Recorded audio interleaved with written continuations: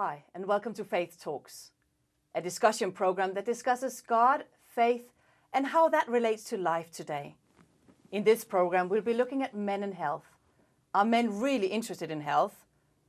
Is there such a thing as the man flu? With me in the studio today, I have Pastor Patrick Johnson, who is also a nurse, and Dr. Chidi Ngwaba, who is here as a medical doctor, and will discuss some of these things. Chidi, are men really interested in health? Men are very interested in health. You wouldn't know it if you come to my practice. I mean, I would say for every 3 women I see 1 man. And many people tend to think, well, that's just because men aren't interested in health. They are very interested. It's just that it takes a little encouragement for them to come and open up about all the things that are going wrong with it. They'd rather not think about it, or if they can find someone that they really know and they can talk to, they'll talk to them about it, even before they come to their doctor. But they're definitely interested in their health. I mean, you know, they go to football matches all the time. Sport, they're always into sport. Maybe most of them are armchair supporters, but, you know, they're interested in health, definitely. I was going to say a lot of men and guys are very into sport and are very avid supporters of whatever football and will ruffle up some muscles as well if their team is not winning. But isn't there much more armchair interest in health for men than actually participating in sports? Well, yeah, that's because it's a lot easier. It's a lot easier to sit down and watch people play than actually get out and do it. But, you know, there's a growing group of men who are actually getting out there, getting out to the gym, going out on the walks, getting interested in the things that are going on in their own bodies. We're not quite as good as the women, that's true, but we are definitely getting there.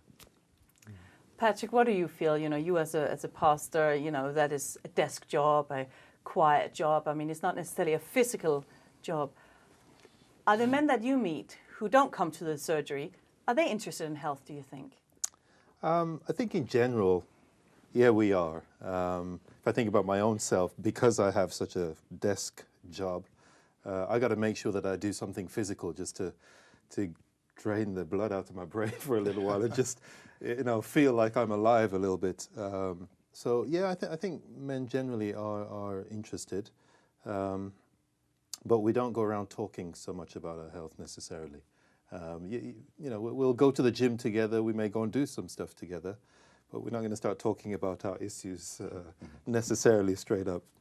But you will talk about how many kilos you lifted or pressed on the bar or how far you cycled or, you know, those are healthy things you will discuss, isn't it? Well, yeah, you know, we have a big competition instinct, so we've got to talk about the size of the fish we catch and all the rest of it.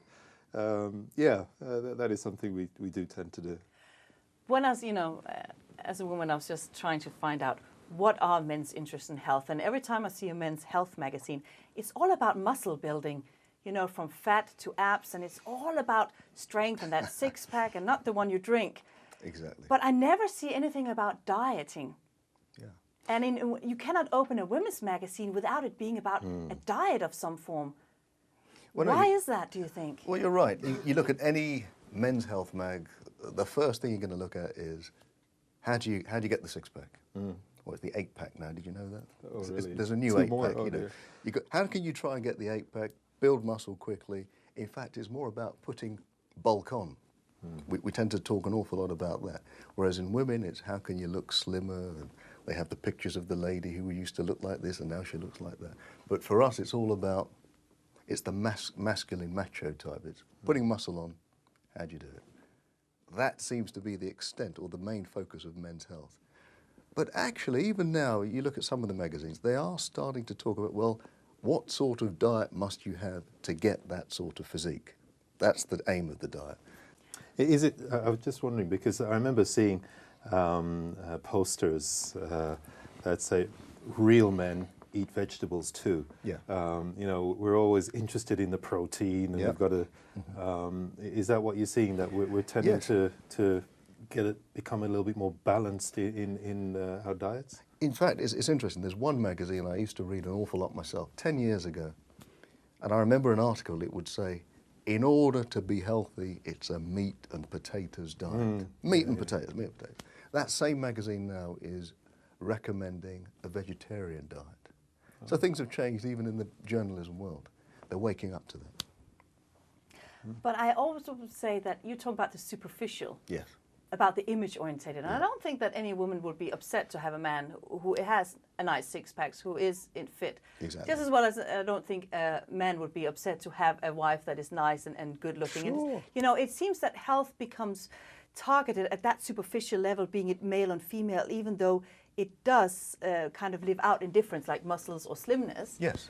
But what is it that, how do you move on from that and move it to a deeper level? Because you can be looking very fit and filling yourself with all kinds of different steroids or whatever, and you can be really, really slim and actually not eat anything and be exceedingly unhealthy with your heart and all kinds of things. How do you balance the external looking with the internal working of the body? It's a very good question. That there is a phrase for certain people who look quite slim but are not that healthy. They're called TOFIs, TOFIs, thin on the outside, fat on the inside.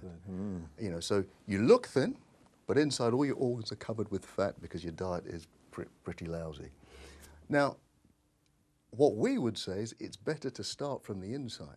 Okay, so if you focus your attention on being healthy inside out, that's much better. What do I mean by inside out?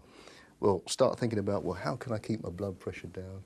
How can I prevent myself from getting diabetes? Focus on the sort of foods and the regime that's going to do that. You will actually end up looking better in the long run anyway. If you just focus on how you look, well, you could still die in your early 40s, 30s of a heart attack if you're just focusing on how you look. And many of the diets that are recommended to us actually are detrimental to your health. Some of those diets that make men look so masculine are very dangerous for your health. So you mean that 9 o'clock kebab in the evening or that driving through? Yeah. Because they recommend also so much protein. You'll see all these young guys drinking protein shakes because I've got to build up the muscle. Well, those protein shakes are full of animal protein, and they end up killing your kidneys. So a lot of these people, what they don't see is all these muscle builders. You look at them a few years down the line, they've got kidney failure, they have heart disease, they end up having diabetes, and it's because the balance isn't right. So what I say is look at the inside first, just like what your question was suggesting. Look at the inside first. How do I stay healthy? You end up looking better in the end. So Chidi, you're just touching on some of the more serious illnesses. Are there specific illnesses that men are more prone to, or that men need to perhaps think a little bit more about? Yeah. Because you can look good. Yeah. And still be ill. Absolutely, absolutely. So you can't just determine by somebody walking down the street. No. But what are some of the signs, And I have a lot of women. I asked a lot of women around, what should I ask about men's health? What do you want to know? And they're like, how do I know when I need to drag my husband to the GP? Okay. Because he is resisting all the way. Very good question. A general rule of thumb for me is if you have any symptom, whether it's a headache, a nosebleed, or you're bleeding down below, or you're finding it pain anywhere. If you have anything like that lasts more than 10 days, you shouldn't ignore it. You should see your doctor. So even if you have something like a cough that lasts for 10 days or more, you need to see your doctor. Most easy things tend to resolve themselves within about 7 to 10 days. If it's just a virus, it will resolve itself. If you're still coughing, you're choking, after 10 days it could be a proper infection. Any other sign, get it checked out. Now, the problem is for guys, they don't want to go and see the doctor. They don't want to come and see someone like me because I may tell them something that they don't want to hear. And I always think that's a bit like having a car and saying, well, you've got a warning light on. I don't want to take it to the garage because, they might tell me something I don't want to hear. Better for me to tell you early. It'd be a lot cheaper. I used to have my first car, Peugeot 105 GTI. Beautiful car, beautiful car. But I got it on the cheap and it had a mucked up engine. And it used to have all these warning signs going off. I said, no, I'm leaving it. One day, driving down Regent Street, that engine just blew up. Embarrassing, expensive. If you can address the issues early, it's a lot less expensive. Yeah.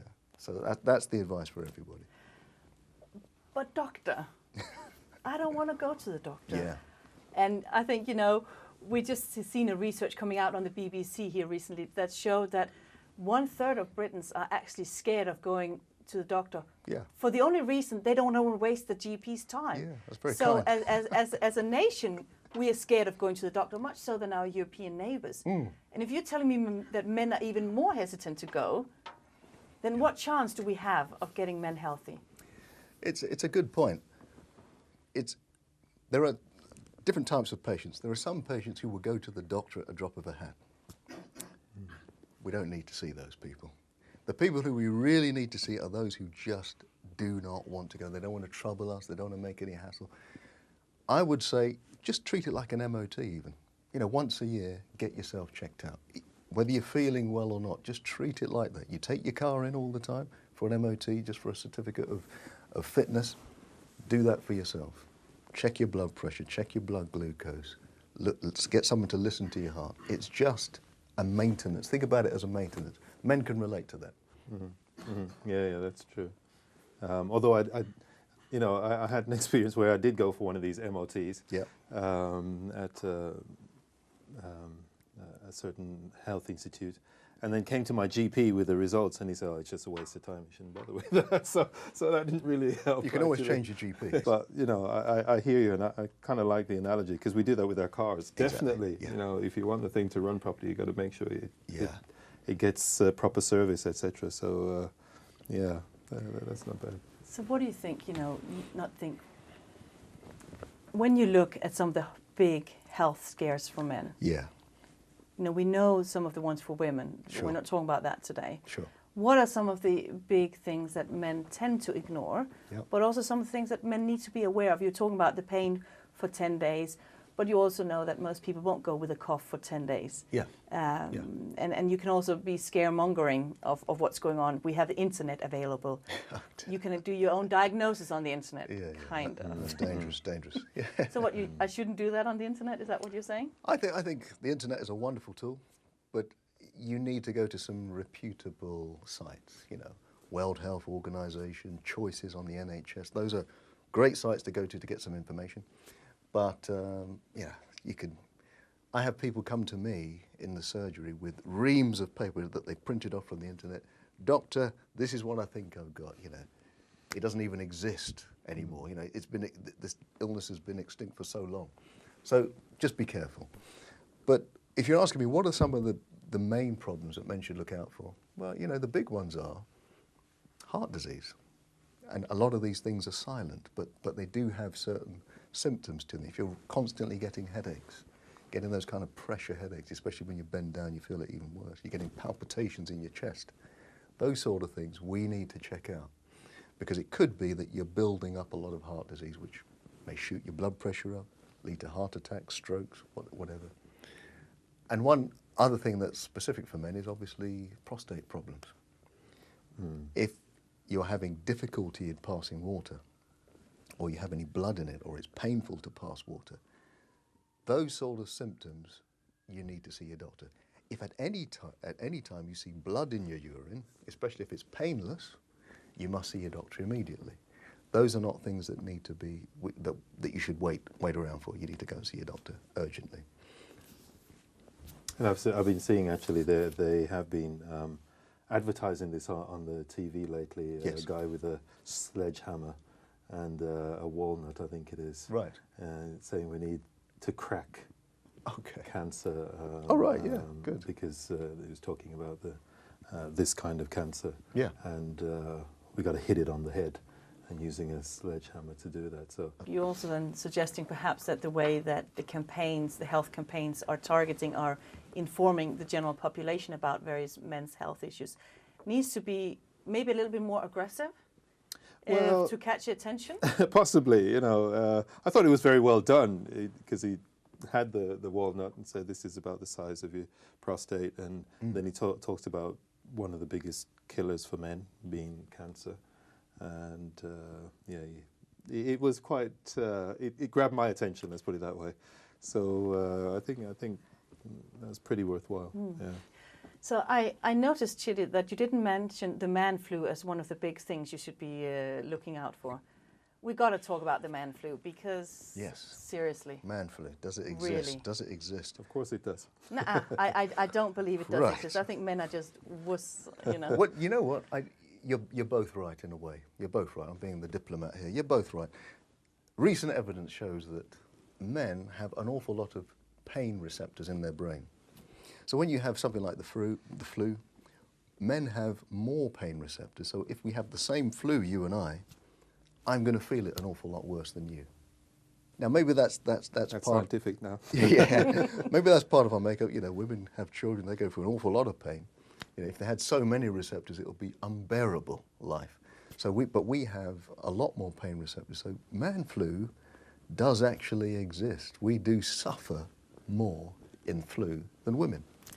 Well, we heard it here that men suffer more than women. But are you also suggesting, I have to kind of push you on this one, that men are more sensitive than women? In many ways, yes. Yes. And let me explain that. Just by the fact that we have more nerves, more pain receptors, means that we are more sensitive. And you know what? Women are, you know, I have to say they are more hardy than us guys. And they're able to take things a lot better than guys. That is one of the reasons why men don't want to come to see doctors. They don't want the bad news. A woman could take the bad news, but actually, and they move on with their life. The man just wants to avoid it at all costs. So yeah, men are a little bit more sensitive, I'm afraid. How does that feel to hear that, Patrick? Oh, that's not Did you good. know that? I'm not telling my wife that, but... But I think, you know, we talked a little bit about a variety of illnesses and all of that, Yeah. and talked about muscle building, dieting. Yeah. You mentioned that food is something that can work on a preventative scale as well. Yes. You talked about muscle building. Sure. But can we actually, and can men do something among themselves to prevent some of these health issues that might crop up later? Exactly right. You can prevent it and you can also reverse it, which is a fascinating thing. It's the simple things in life. It's how much fat are you taking into your body, especially animal fat and protein. Many men want to eat lots of protein, be it steak or whatever. That is detrimental to your health. But I did read some research some time ago Yeah. that there are men's food and women's food, and men need to have more protein. They do need to eat their red meat for the testosterone level to be appropriately. Right. And women are just craving more salad and softer and more vegetarian diet. So I read some research on that. How does that resonate with you? Well, the women's diet you just described is the ideal diet for us all. What I tend to say to people is, well, you know, if you're looking for a macho diet, you want to be macho, well, how much more macho can you get than a gorilla? Okay, I wouldn't want to come up with a gorilla at any time in my life. They're full of muscle. Now, how do they achieve that? They achieve that not by eating loads of meat and steak. They do it by eating loads of beans and grains and fruits. Their genetic makeup is pretty much the same as ours. Their digestion is the same as ours. So if they can do it like that, we can do it like that. And we know that loads of red meat increases your risk of things like bowel cancer. We know that if you have more than 2 portions of red meat a week, your risk of bowel cancer goes up 60%. So someone says to me, so I should just have 1 portion of red meat. Well, what's the point of taking something that you know is going to be toxic for you? Yeah, so a low-fat, low-protein diet, low sugar, and actually low salt. It sounds quite drab by the way I'm describing it. It's not actually that bad. But that is the diet that we're designed for. And that will help to prevent things like heart disease, high blood pressure, diabetes. And in fact, if you have any of those illnesses, it will reverse it too.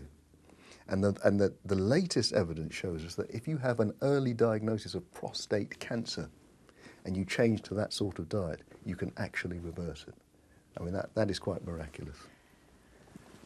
But are you saying that food is the only way I can change or I can prevent illnesses? Is that the only link to... Are there any other areas of my health I can think about that contribute to... No, actually, I mean, it's a very good question. I mean, there's food, absolutely.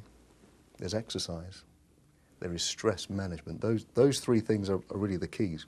And if you're asking me for a proportion, I would say if it's between food and if it's diet and exercise, 80% is food, but 20% is definitely exercise.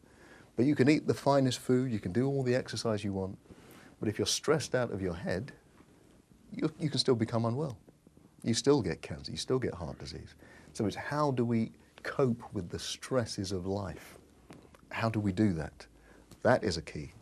So balance basically is the whole key to health.